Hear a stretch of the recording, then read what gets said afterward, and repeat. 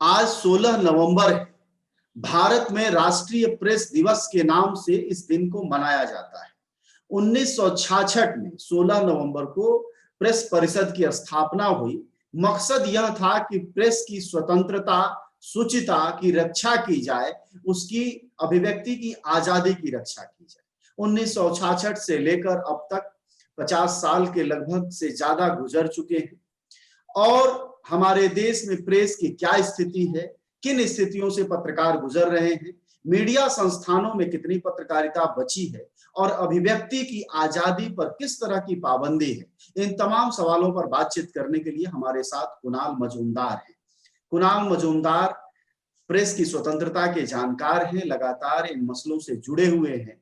इसलिए अब सबसे पहले कुणाल हमें ये बताइएगा कि भारत में अभी मौजूदा स्थिति में पत्रकारों की क्या हालत है, जबकि कहा जा रहा है कि पिछले 6 सालों से, जब से मोदी सरकार आई है, प्रेस पर पाबंदी और बढ़ी है। जी,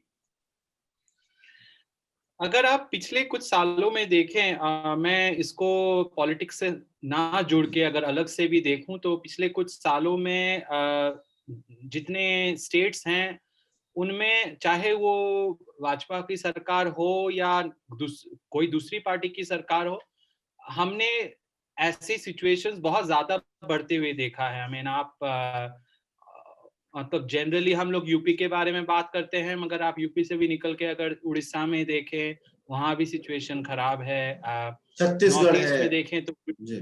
छत्तीसगढ़ में सिचुएशन कुछ ज्यादा बेहतर नहीं हुई जितना हमने एक्सपेक्ट किया था, क्योंकि वहां पे जी। कांग्रेस सरकार ने अपने मैनिफेस्टो में प्रॉमिस किया था कि वो एक कानून लाएगी।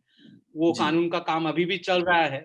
जी। तो स्टेट का जो इलेक्शन था, तो अभी तक हमको वो कानून उड़ीसा में भी नहीं दिखा है। तमिलनाडु ले लीजिए, तमिलनाडु में आए दिन चाहे वो खनन माफिया हो या फिर दूसरे माफिया हो, कुछ पॉलिटिशियन से लिंक्ड लोग हैं, वो भी अटैक कर रहे हैं पत्रकारों के ऊपर।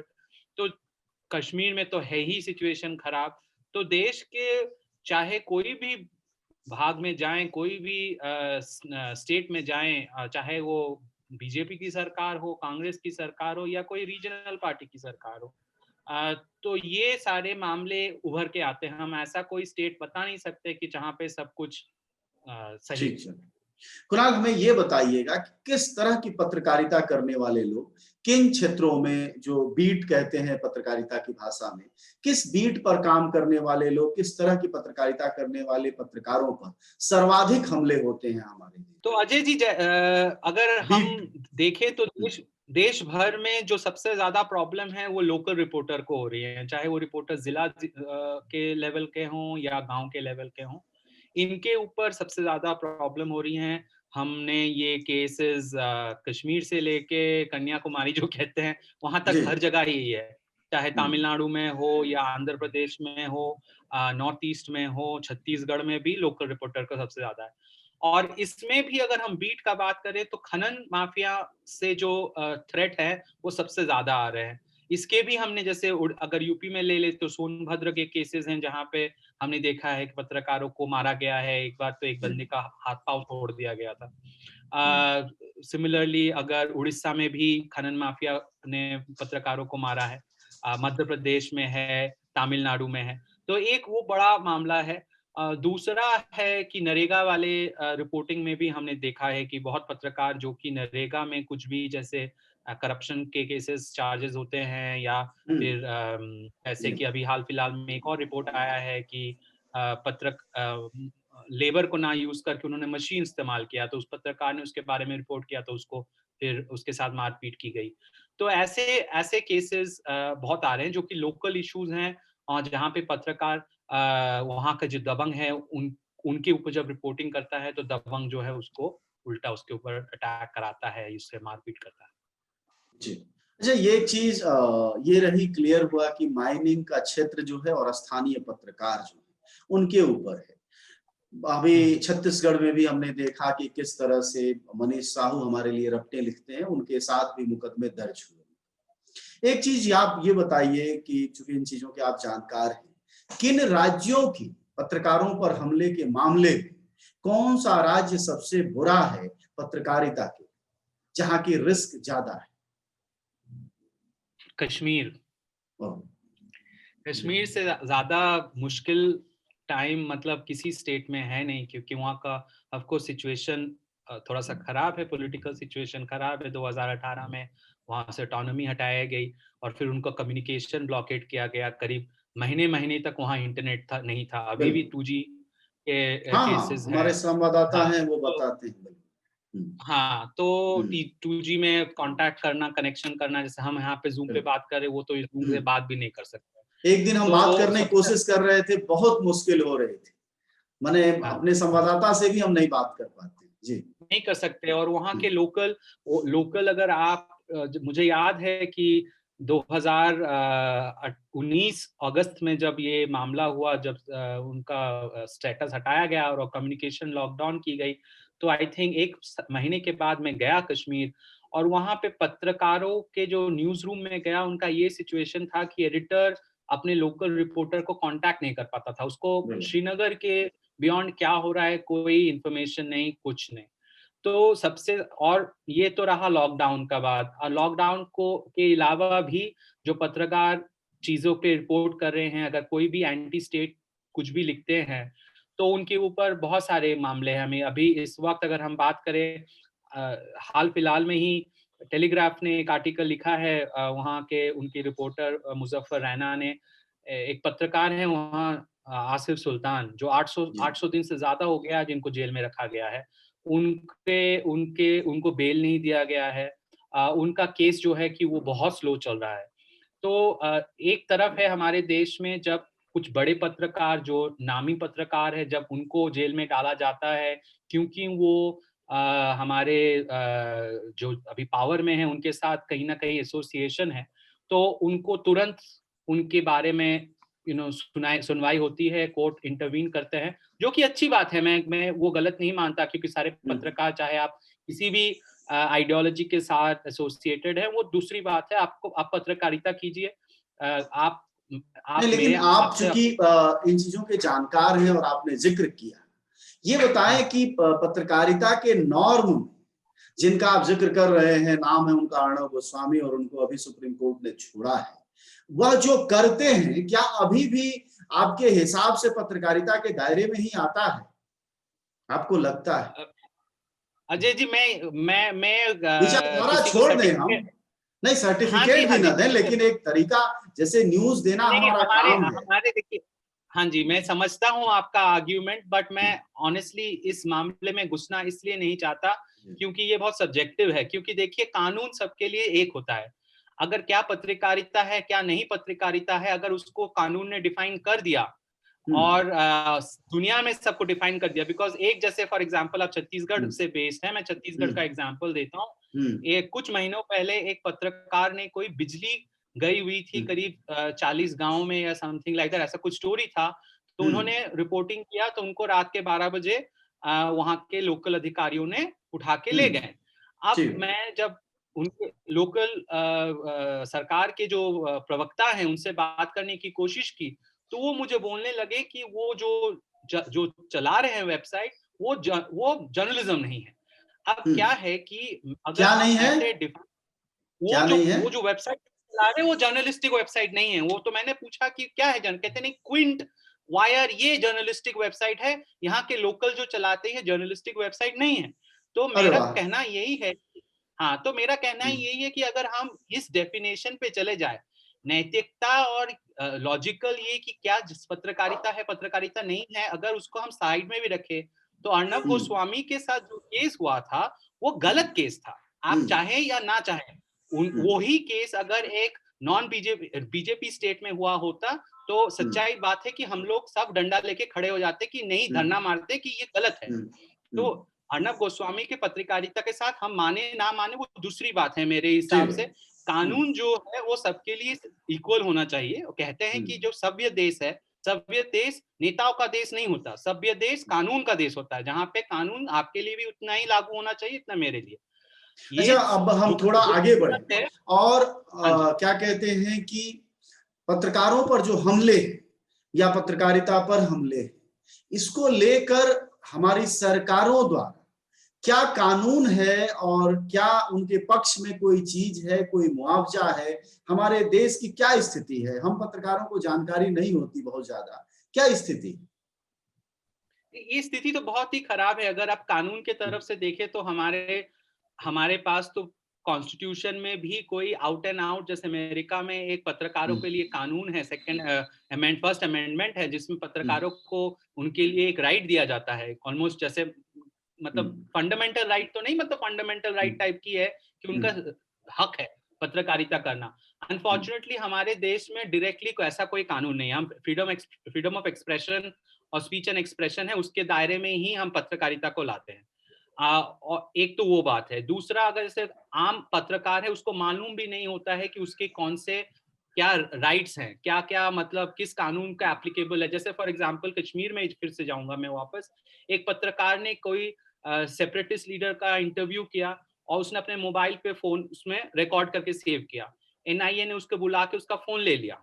अब उसका फोन वापस ही नहीं कर रहा। अब ये कोई पत्रकार है जो 10-15 हजार रुपए महीना का अर्न करता है। हाँ, वो तो उसके तो फोन का कॉस्ट ही 20-25 हजार रुपए वो ले लिया उन्होंने। अब वो वापस, अब वो पत्रकार को मालूम भी नहीं है कि कोई जो कानून, जितने ऐसे लॉ इन्फोर्समेंट एजेंसीज होते हैं, चाहे एनआईए हो या पुलिस हो या सीबीआई हो, ये आपसे क्या मतलब कितना क्या चीजें आपसे ले सकते हैं, नहीं ले सकते, आपका क्या राइट्स है, आपका क्या ये है। ये कोई गुंडागर्दी तो नहीं है ना कि दबंग आ गया, 2 थप्पड़ मारा, फोन लेके चला गया। ऐसा तो नहीं हो सकता है ना। तो अनफॉर्चुनेटली हमारे देश में एक ऑर्डिनरी पत्रकार को अपने हक के बारे में ज्यादा मालूम नहीं है, और इसके ऊपर हमको जरूर काम करना चाहिए। और जैसे अलग अलग, आप छत्तीसगढ़ में एग्जाम्पल ले लेते हैं, जब रमन सिंह सरकार थी तो उन्होंने एक कानून पारित किया था, नाम याद नहीं आ रहा, I think public safety act या कुछ इस तरह की थी, जिसमें पहले बार उन्हें साई रेड्डी जो पत्रकार है उनके अगेंस्ट ही वो कानून इस्तेमाल कर दिया। और साई रेड्डी को बाद में माओइस्टों ने मार डाला। उनको पुलिस वाले भी गाली दे रहे और माओवादी भी गाली दे रहे। फाइनली वो उनको माओवादियों ने मार डाला। अब ये है कि वैसे जैसे जैसे लॉ पास होता है, उनके अंदर पे क्या पत्रकारों के हक हैं, क्या नहीं है, ये अनफॉर्चुनेटली ज्यादा हमारे पास मटेरियल भी नहीं है पब्लिक डोमेन में, ना ही हमारे पास कोई जैसे बहुत कम वकीलों के संस्थान हैं जो कि हेल्प करने के लिए राजी हैं। वैसे चीजें भी हमको चाहिए, क्योंकि अगर कोई पत्रकार को उठा के ले, हम जानना अगर कोशिश करें ठोस तौर पर, जैसे देश के सबसे बड़े राज्य उत्तर प्रदेश में 20 करोड़ जहां आबादी है, वहां अगर पत्रकार मारा जाए, हाथ पैर तोड़ दिया जाए, अंधा कर दिया जाए, सरकार उसको क्या मुआवजा देती? तो उसका कोई ये नहीं है, वो तो आर्बिट्री है ना, सरकार जो मन करे वो ही करे, कोई कानूनन कोई इसका कोई मुआवजा नहीं। कोई रिकॉर्ड है आप लोगों के पास कि उत्तर प्रदेश सरकार ने कभी कोई मुआवजा दिया हो पत्रकार को? अभी हमने रिकॉर्ड किया नहीं है, और ये बहुत आर्बिट्री चीजें है ना अजय जी। वो सरकार में जो होंगे वो डिसाइड करेंगे। अगर कानून का बात करें तो इस वक्त सिर्फ महाराष्ट्र में एक कानून है पत्रकारों के सेफ्टी के लिए, और छत्तीसगढ़ सरकार ने प्रॉमिस किया है एक कानून का। बस यही 2 कानून के व्यवस्थाएं अभी तक, एक तो प्रॉमिस्ड है, अभी तक आया नहीं है, और एक है छत्तीसगढ़ महाराष्ट्र में, जो कि कोइंसिडेंटली बीजेपी सरकार ने पास की है। अच्छा, कई सारी बातें आपने हमें जानकारी दी, एक और हमें जानकारी दीजिए कि पत्रकारिता फिलहाल 3 फॉर्मेट में चल रही है जो कि पॉपुलर है। एक है प्रिंट, दूसरा है इलेक्ट्रॉनिक और तीसरा है डिजिटल। इन तीनों पर जब हम जाते हैं तो सर्वाधिक खतरे कौन पत्रकारिता के किस फॉर्म में मोल लिए जा रहे हैं? सर्वाधिक ईमानदार पत्रकारिता किस क्षेत्र में दिखाई दे रही है? किस क्षेत्र में सबसे ज्यादा खतरे पत्रकार मोल ले रहे हैं? जी, डिजिटल, इलेक्ट्रॉनिक और प्रिंट। हाँ सर, इलेक्ट्रॉनिक में थोड़े से कम होते होंगे, क्योंकि इलेक्ट्रॉनिक के बंदे जो हैं या बंदियां जो हैं वो ज्यादा ग्राउंड पे नहीं जाती हैं। तो जनरली प्रिंट वाले या आजकल डिजिटल में भी, लोकल लेवल में डिजिटल के बहुत सारे ऐसे संस्थान खुल गए हैं, जैसे आपका है, ऐसे बहुत सारे लोकल हैं, क्योंकि डिजिटल ने एक वो एम्पावरमेंट किया है। क्योंकि आजकल आपको बहुत सारा पैसा नहीं चाहिए स्टार्ट करने के लिए, तो लोकल लेवल में बहुत सारे ऐसे आए हैं। मैं इसको वहीं ले जाऊंगा जहां से मैंने शुरू किया था, कि लोकल पे ज्यादा थ्रेट है, चाहे वो आप डिजिटल से करें या आप प्रिंट से करें या फिर इलेक्ट्रॉनिक से करें। इलेक्ट्रॉनिक से कम इस बात पे होता है क्योंकि इलेक्ट्रॉनिक के लिए बहुत पैसा चाहिए एक चैनल स्टार्ट करने के लिए, तो वो जनरली बड़े शहरों में ही होता है। तो वहां पे थ्रेट थोड़ा कम होता है। तो इसीलिए अगर आप देखें तो डिजिटल और प्रिंट में ज्यादा थ्रेट दिखता है। अच्छा, चूंकि कानूनी पहलुओं के जानकार हैं आप, पत्रकारिता और पत्रकारिता की स्वतंत्रता की को, तो चूंकि भारत सरकार या राज्य सरकारें डिजिटल माध्यम की पत्रकारिता को अभी पत्रकारिता के रूप में रिकॉग्नाइज नहीं करती। अभी परसों जाकर एक गजट आया है जिसमें कोई सुविधा की तो बात नहीं बल्कि सजा की बात की गई है कि अगर आप फेक न्यूज देते हैं तो आप जरा हमारे दर्शकों को यह बताइए कि जो डिजिटल जर्नलिज्म है उसकी सरकार मान्यता देने में इतनी देरी क्यों करती है? इसका क्या तकनीकी और इसका क्या पावर पॉलिटिक्स क्या है? तकनीकी क्या पॉलिटिक्स है ये तो हाँ जी, तकनीकी क्या पॉलिटिक्स है ये तो मुझे मालूम नहीं उतना ज्यादा, मगर अब जैसे फॉर एग्जांपल अगर आप इलेक्ट्रॉनिक मीडिया का भी देखें तो आपको जान के हैरानी होगी कि इलेक्ट्रॉनिक मीडिया का भी जो टेक्निकल रेगुलेशन है वो ट्राई को दिया गया है बहुत बाद में। वो ट्राई करता है बहुत बाद में, और ट्राई तो टेलीकॉम रेगुलेटर था, उसको अचानक एक दिन उनको याद आया, जेटली जी लॉ मिनिस्टर थे, आई थिंक ये पहला वाजपेयी सरकार में था, उन्होंने इसको हाँ ओवरनाइट इन्होंने ट्राई को बना दिया टेलीकॉम से टेलीविजन रेगुलेटर बना दिया। तो हमारा अनफॉर्चुनेटली जो व्यवस्था है सरकार में, चाहे वो आप ब्यूरोक्रेसी में देख ले, वो बहुत ही बैंडेड टाइप का सिचुएशन है। मतलब कोई प्रॉपर उसको सोच विचार करके इसको कैसे रेगुलेट किया जाए, नहीं रेगुलेट किया जाए, कितना, ये पहला। सेकंड मामला, जहां पे सरकार घुस जाती है वहां पे मामला थोड़ा सा गड़बड़ हो जाता है। देखिए अजय जी, मेरे हिसाब से तो सरकार की ये, अगर आपने याद होगा, मोदी जी जब 2014 में पावर में आए तो उन्होंने एक स्लोगन दिया था, maximum government minimum governance, sorry maximum governance minimum government. मतलब सरकार जो है कम घुसेगी आपके लाइफ में मगर काम ज्यादा करेगी। बट अनफॉर्चुनेटली अभी ऐसा सिचुएशन हो रहा है, हमको दिख रहा है कि मैक्सिमम गवर्नमेंट बन गया है और मिनिमम गवर्नेंस बन गया है। जहां जहां सरकार घुस सकती है वो घुसे जा रही है। अभी जो ये इन्होंने कानून ये नोटिफिकेशन जारी किया आईएनबी मिनिस्ट्री से, ये मेरे हिसाब से तो बहुत खतरनाक है, क्योंकि ये एक मिनिस्ट्री को बहुत ज्यादा पावर दे देती है डिसाइड करने के लिए कौन पत्रकार है, पत्रकार नहीं, फर्स्ट ऑफ ऑल।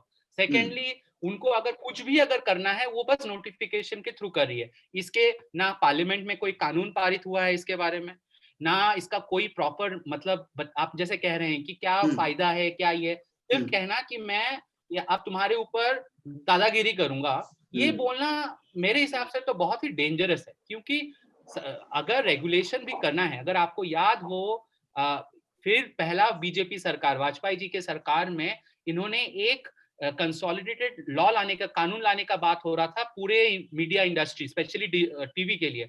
उस समय बहुत प्रोटेस्ट हुआ था, इन्होंने ये लॉ फाइनली छोड़ दिया, ड्राफ्ट स्टेज में आया ही नहीं फाइनली, क्योंकि टीवी ने कॉन्स्टेंटली ये मेंटेन किया है कि हम सेल्फ रेगुलेशन करेंगे।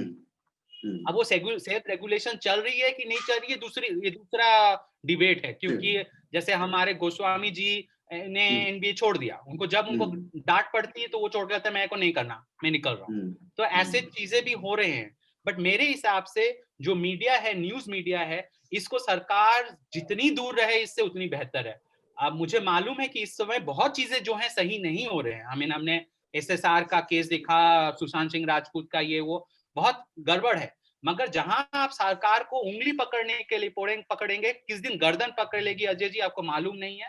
और जिस दिन वो गर्दन पकड़ लेगी, चाहे कोई भी पावर में हो, सरकार का नेचर ही यही होता है, वो चाहती है कि वो अब क्या खाओ पियो से लेके सब कुछ वही डिसाइड करे। तो ये मेरे हिसाब से बहुत गलत ट्रेंड है जी। अच्छा, एक बात और बता दें आप, चूंकि डिजिटल पत्रकारिता लगातार प्रसार पर है, बढ़ रही है, भरोसे पर है, ग्राउंड पर लोग जा रहे हैं, तो तमाम पत्रकार ये जो स्थानीय स्तर पर काम करना चाहते हैं और कर रहे हैं डिजिटल में, वो कहते हैं कि पुलिस वाले हमको मना कर देते हैं, जाने नहीं देते हैं, पकड़ लेते हैं, कहते हैं तुम पत्रकार नहीं हो। वैसी स्थिति में वो क्या करें? आप लोगों के पास कोई जानकारी है क्या? देखिए सर, अभी कुछ हफ्ते ही पहले एक ऑर्गेनाइजेशन फॉर्म हुई है दिल्ली, बंबई के लेवल पे, बैंगलोर के भी लेवल पे, जिसमें जितने डिजिटल बड़े पब्लिकेशन है ये साथ में जुड़े हैं और इन्होंने एक ऑर्गेनाइजेशन सेटअप किया है। नाम मुझे अभी तुरंत याद नहीं आ रहा है। Quint, news laundry, news minute, ये सब सारे जो कि डिजिटल ऑर्गेनाइजेशन से इन्होंने जुड़ के एक एक एसोसिएशन बना। नहीं, इसमें पहले भी भास्कर, इंडियन एक्सप्रेस, टीओआई ने एक संगठन बना रखा है, ऑलरेडी बना रखा है। तो मेरे हिसाब से जैसे कि अगर लोकल लेवल में देखें, क्योंकि मैं टाइम्स ऑफ इंडिया या बड़े बड़े टीओआई और इनके साथ भास्कर के साथ कंपेयर नहीं करना चाहता हूं कि ये बड़े न्यूज ऑर्गेनाइजेशन है जो कि इनका डिजिटल जो है कि बेसिकली एक एक्सटेंशन है, इनके लेगेसी मीडिया एक्सटेंशन है, ये कोई इंडिपेंडेंट नहीं है। आपका ऑर्गेनाइजेशन एक इंडिपेंडेंट ऑर्गेनाइजेशन है। तो मेरे हिसाब से, मेरा मतलब व्यक्तिगत ओपिनियन यही है कि ये एक एसोसिएशन बनना चाहिए, क्योंकि साथ में जुड़ के जो निगोशिएशन पावर होता है वो अकेले में नहीं हो सकता है। और ना ही आप अब टाइम्स ऑफ इंडिया को देख के बोलोगे कि टाइम्स ऑफ इंडिया मुझे हेल्प कर दो, वो आपको कभी हेल्प नहीं करेगा। आपके लेवल के जो जो जो ऐसे डिजिटल संस्थाएं हैं, ये जुड़े साथ में और ये एक निगोशिएटिंग पावर क्रिएट करे। क्योंकि सरकार के ऊपर अगर आप मतलब आशा में रहोगे, देखिए अजय जी, सरकार तभी करती है, अगर थोड़ा पॉलिटिक्स में जाऊं, कांग्रेस ने उस समय क्यों प्रॉमिस किया? कांग्रेस ने इसलिए प्रॉमिस किया कि उसको लगा कि मुझे वोट मिलेगा। कांग्रेस ने इसलिए नहीं प्रॉमिस किया कि मेरे दिल में बहुत चाह है। कोई पॉलिटिकल पार्टी ऐसे करके नहीं करती है सर। सारे पॉलिटिकल, चाहे कांग्रेस हो, लेफ्ट हो, राइट हो, बीजेपी हो, सबको चाहिए पावर। अगर हम ज्यादा पॉलिटिकल पार्टीज के ऊपर अपना ज्यादा ये रखें, आस्था रखें, तो वो कभी आगे नहीं बढ़ने वाला। इसीलिए सबसे बड़ी बात है कि हम खुद जुड़े और खुद अपने आप को एम्पावर करें, और खुद जब साथ में जाएंगे तब हमारा जो निगोशिएटिंग पावर होता है वो ज्यादा स्ट्रांग होता है। अकेले करने से कोई फायदा नहीं। जी, चलिए, जानकारी के लिए शुक्रिया आपका, आपने बहुत सारी जानकारी दी। हम लोग इस वक्त बात कर रहे थे, आज राष्ट्रीय प्रेस दिवस के रूप में भारत में यह दिन मनाया जाता है, 16 नवंबर है आज। मनाने की कोशिश ये रहती है कि साहब इससे पत्रकारिता की स्वतंत्रता और निष्पक्षता बनी रहेगी।